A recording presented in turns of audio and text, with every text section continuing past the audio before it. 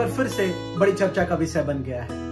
और बनी भी क्यों ना, हर जगह, हर देश में लोग मंदिरों को ही ढूंढते हैं, मंदिरों को ही चाहते हैं। चाहे आप उसे मंदिर कह लें, या मस्जिद का नाम ले लें, या गिरजाघर कह लें, या चाहे वो कोई स्थान कह ले जहां पे लोग अपने आराध्य को, अपने ईश्वर को, अपने परमेश्वर को, खुदा को पुकार सकें, उसकी आराधना कर सके।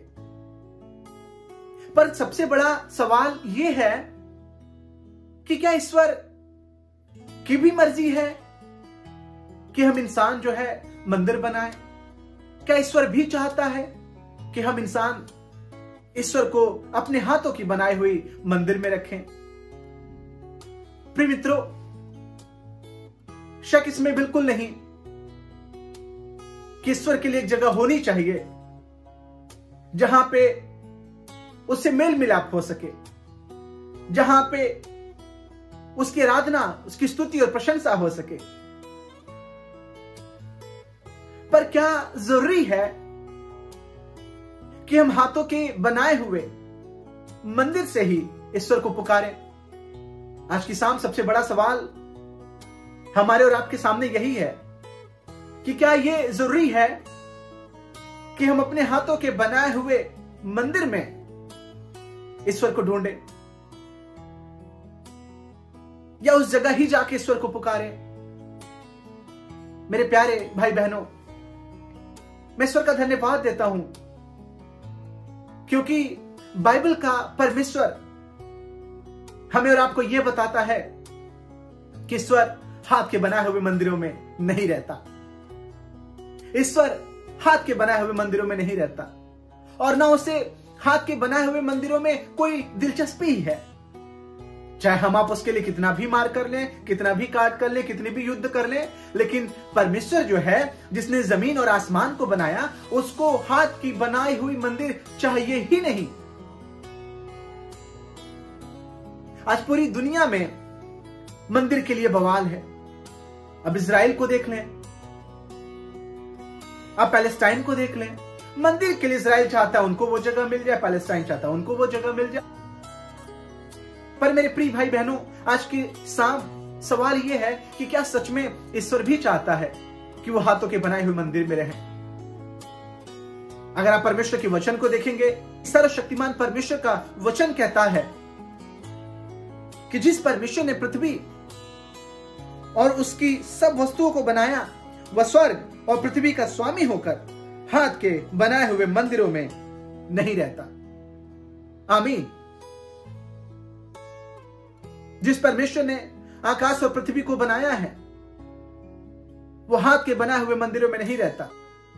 अब आप करें जितनी लड़ाइयां करनी है, अब आप एक दूसरे को मारें, नुकसान पहुंचाएं, लेकिन मेरे प्रिय भाई बहनों, उससे हमें और आपको कोई लाभ नहीं होगा। क्योंकि जिस मंदिर में हम आप ईश्वर को ढूंढ रहे हैं, दर हकीकत में वो ईश्वर हमें और आपको ढूंढ रहा, और वो भी जानते कहां? जिस मंदिर को उसने बनाया है, जिस मंदिर को उसने बनाया है, जिस मंदिर के लिए उसने अपने खून को बहाया है, जिस मंदिर के लिए वो स्वर्ग को छोड़ के इस पृथ्वी पे आया, और वो कहीं और कुछ और नहीं बल्कि हमारे और आपका शरीर है, हमारी और आपकी देह है। क्या तुम नहीं जानते कि तुम परमेश्वर के मंदिर हो? अगर लड़ाई करना है तो इस मंदिर के लिए करिए, अगर चौकन्ना रहना है, हिफाजत करना है तो इस मंदिर का करिए, क्योंकि एक दिन न्याय इसी मंदिर का होगा, एक दिन न्याय इसी मंदिर का होगा। कर लीजिए जितनी बातें करनी है, तैयार कर लीजिए वो हथियार जिस हथियार से आप अपने हाथों की बनाए हुए मंदिर की हिफाजत करना चाहते हैं, पर उससे कोई फायदा ना होगा, उससे कोई लाभ नहीं होगा।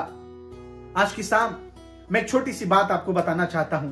अगर किसी मंदिर की हिफाजत करना है तो इस मंदिर की करें जिसमें ईश्वर रहता है, इस मंदिर की करें जिससे ईश्वर बात करता है, क्योंकि वो हाथों की बनाई हुई मंदिर से प्रीति नहीं रखता, बल्कि वो उस मंदिर से प्रीति रखता, उस मंदिर से प्रेम रखता है जिसे उसने अपने हाथों से बनाया, और वो कुछ और नहीं बल्कि हम और आप हैं।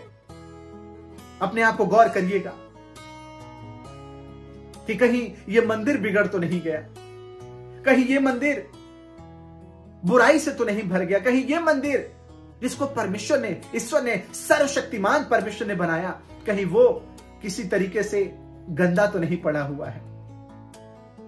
आपको पता है परमेश्वर का वचन कहता है कि जब यीशु मसीह यरूशलेम में प्रवेश किए तो लिखा हुआ है कि उसने सबसे पहले मंदिर में तख्तों को पलट दिया, सबसे पहले उसने मंदिर की सफाई करनी शुरू कर दी। परमेश्वर का वचन कहता है कि उसने कहा कि तुमने इसे डाकुओं का खो बना दिया है। हाथों की बनाई हुई मंदिरों के लिए मत लड़ाई करें, हाथों की बनाई हुई मंदिरों के लिए मत लड़ाई करें। अगर लड़ाई करना है, अगर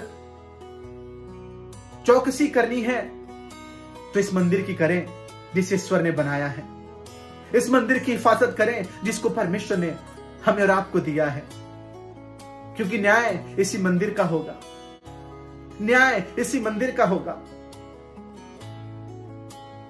इससे पहले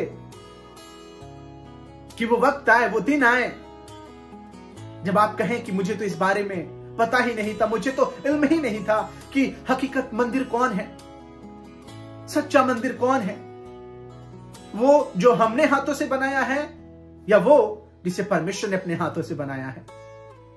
ईश्वर आपको आशीष दे।